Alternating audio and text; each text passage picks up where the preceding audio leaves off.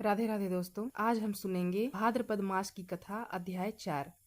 भीष्म जी ने कहा, ब्राह्मण, आपने अर्वाक्त्रोत नामक सर्ग का, जो मानव सर्ग के नाम से भी प्रसिद्ध है, संक्षेप से वर्णन कीजिए। अब उसी को विस्तार के साथ कहिए। ब्रह्मा जी ने मनुष्यों की सृष्टि किस प्रकार की, महामुनि प्रजापति ने चारों वर्णों तथा उनके गुणों को कैसे उत्पन्न किया, और ब्राह्मण आदि वर्णों के कौन कौन से कर्म माने गए हैं, इन सब बातों का वर्णन कीजिए। पुलस्त जी बोले, कुलश्रेष्ठ, सृष्टि की इच्छा रखने वाले ब्रह्मा जी ने ब्राह्मण, क्षत्रिय, वैश्य और शूद्र इन 4 वर्णों को उत्पन्न किया। इनमें ब्राह्मण मुख से, क्षत्रिय वक्षस्थल से, वैश्य जांघों से और शूद्र ब्रह्मा जी के पैरों से उत्पन्न हुए हैं। महाराज, ये चारों वर्ण यज्ञ के उत्तम साधन हैं। अतः ब्रह्मा जी ने यज्ञ अनुष्ठान की सिद्धि के लिए ही इन सब की सृष्टि की। यज्ञ से तृप्त होकर देवता लोग जल को वृष्टि करते हैं, जिससे मनुष्यों की भी तृप्ति होती है। अतः धर्ममय यज्ञ सदा ही कल्याण का हेतु है।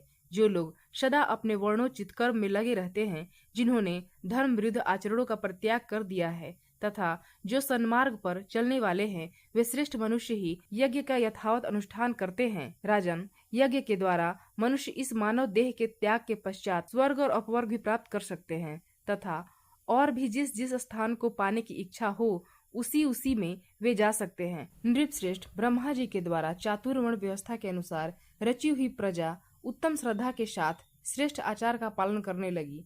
वह इच्छा अनुसार जहाँ चाहती रहती थी, उसे किसी प्रकार की बाधा नहीं सताती थी। समस्त प्रजा का अंतःकरण शुद्ध था। वह स्वभाव से ही परम पवित्र थी। धर्मानुष्ठान के कारण उसकी पवित्रता और भी बढ़ गई थी। प्रजाओं के पवित्र अंतःकरण में भगवान श्री हरि का निवास होने के कारण सबको शुद्ध ज्ञान प्राप्त होता था, जिससे सब लोग श्री हरि के पर ब्रह्म नामक कर लेते थे। परम धाम, परम पद का साक्षात्कार, तदंतर प्रजा जीविका के साधन, उद्योग धंधे और खेती आदि का काम करने लगी। राजन, धान, जौ, गेहूं, छोटे धान्य, तिल, कंगनी, ज्वार, कोदो, चना, उड़द, मूंग, मसूर, मटर, कुल्थी, अरहर और शन, ये 17 ग्रामीण अन्नों की जातियां हैं। ग्रामीण और जंगली दोनों प्रकार के मिलाकर 14 अन्न यज्ञ के उपयोग में आने वाले माने गए हैं। उनके नाम ये हैं: धान, जौ, उड़द, गेहूं, महीन धान्य, तिल, 7वीं कंगनी और 8वीं कुल्थी, ये ग्रामीण अन्न हैं। तथा शावा, तिन्नी का चावल, जरतिल, गवेधु, वेणु यव और मक्का, ये 6 जंगली अन्न हैं। ये 14 अन्न यज्ञ अनुष्ठान की सामग्री हैं तथा यज्ञ ही इनकी उत्पत्ति का प्रधान हेतु है। यज्ञ के साथ ये अन्न प्रजा की उत्पत्ति और वृद्धि के परम कारण हैं। इसलिए इहलोक और परलोक के ज्ञाता विद्वान पुरुष इन्हीं के द्वारा यहाँ का अनुष्ठान करते रहते हैं। नृपश्रेष्ठ, प्रतिदिन किया जाने वाला यज्ञ अनुष्ठान मनुष्यों का परम उपकारक तथा उन्हें शांति प्रदान करने वाला होता है। कृषि आदि जीविका साधनों के सिद्ध हो जाने पर प्रजापति ने प्रजा के साथ और गुणों के अनुसार उनके धर्म मर्यादा की स्थापना की।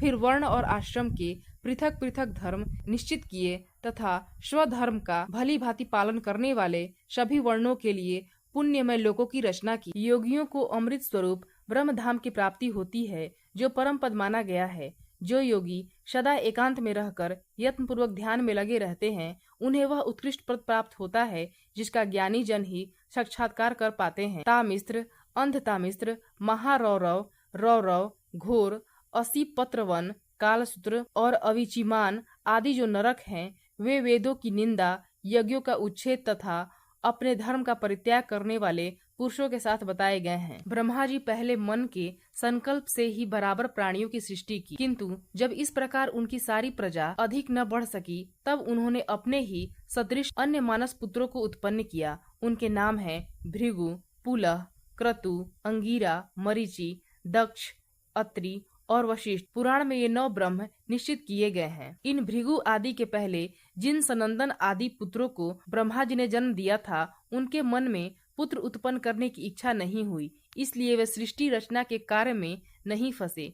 उन सबको स्वभावतः विज्ञान की प्राप्ति हो गई थी। वे मात्सर्य आदि दोषों से रहित और वीतराग थे। इस प्रकार संसार की सृष्टि के कार्य से उनके उदासीन हो जाने पर महात्मा ब्रह्मा जी को महान क्रोध हुआ। उनकी भौहें तन गईं और ललाट क्रोध से उद्दीत हो उठा।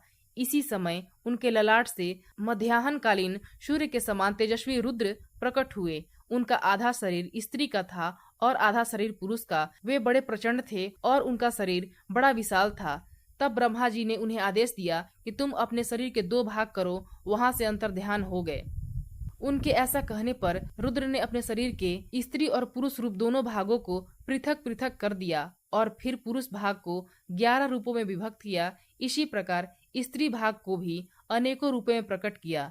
स्त्री और पुरुष दोनों भागों के भिन्न भिन्न रूप सौम्य, क्रूर, शांत, श्याम और गौर आदि नाना प्रकार के थे। तत्पश्चात ब्रह्मा जी अपने से उत्पन्न अपने ही स्वरूप भूत स्वयंभू को प्रजा पालन के लिए प्रथम मनु बनाया। स्वयंभू मुन ने शतरूपा नाम की स्त्री को, जो तपस्या के कारण पाप रहित थी, अपनी पत्नी के रूप में स्वीकार किया। देवी शतरूपा ने स्वयंभू मनु से 2 पुत्र और 2 कन्याओं को जन्म दिया। पुत्रों के नाम थे प्रियव्रत और उत्तानपाद तथा कन्याएं प्रसूति और आकुति के नाम से प्रसिद्ध हुई। मनु ने प्रसूति का विवाह दक्ष के साथ और आकुति का रुचि प्रजापति के साथ कर दिया। दक्ष ने प्रसूति के गर्भ से 24 कन्याएं उत्पन्न की। उनके नाम हैं श्रद्धा, लक्ष्मी, धृति, पुष्टि, तुष्टि, मेधा, क्रिया, बुद्धि, लज्जा, वपु, शांति, सिद्धि और 13वीं कृति।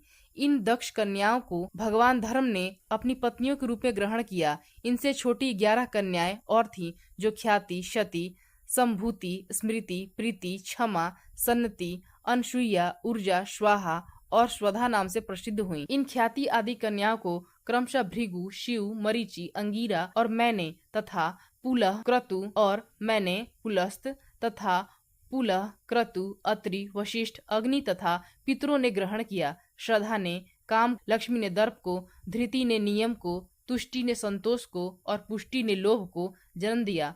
मेधा ने श्रुत को, क्रिया ने दंड, नय और विनय को, बुद्धि ने बोध को, लज्जा ने विनय को, वपु ने अपने पुत्र व्यवसाय को, शांति ने क्षेम को, सिद्धि ने सुख को और कृति ने यश को उत्पन्न किया।